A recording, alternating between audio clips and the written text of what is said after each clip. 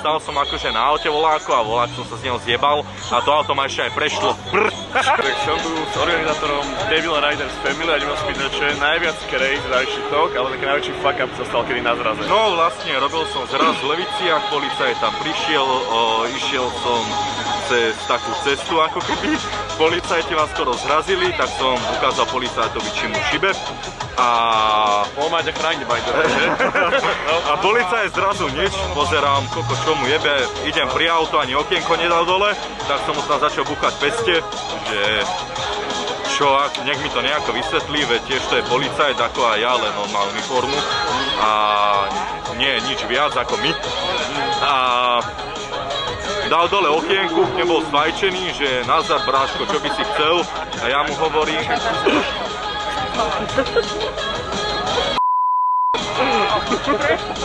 policajt bol úplne sfajčený, hovorím mu, ty kokoš, prečo ste ma skoro zrazili a tieto veci. Mi hovorí, či som organizátor, ja že veď áno, inak by som vlastne veď nebol, alebo by som za vami ani neišiel. A on mi hovorí, že dobre, že odkiaľ som, ja že z okolia Nových Zánkoch.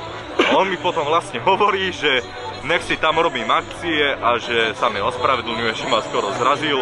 Ale stali sa mi veľa vecí, ja neviem, na legálnej akcii sme ukladali gumy, akože do drift zóny a na aute, stal som akože na aute voláko a volák som sa z neho zjebal a to auto ma ešte aj prešlo. Prešlo auto. Dobre, takže potom si to vyviazol, alebo čo si mal, aké zranenia z toho, keď ťa auto prešlo? Dal som proste na aute voláko, zrazu som dal jednu dole nohu, zjebal som sa odtiaľ a ešte mi prešlo nohy, jak som sa postavil, akože pohodil, no. Dobre, díky kanál za rozhovor.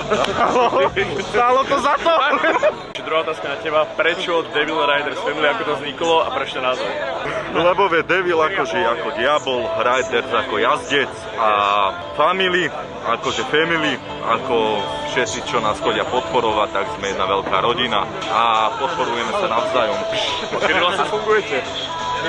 Fungujem vlastne 5 rokov. 5 rokov. Takže body count. Do piči z cigaretu, lebo keď mi prepališ ten kabát, nedoplatíš sa. S takýmito primitívmi ja musím robiť. A že ešte ľúbi si honiť! Neľúbim si honiť. A ľúbi mamičky hlavne, to aj ja, ale aj on.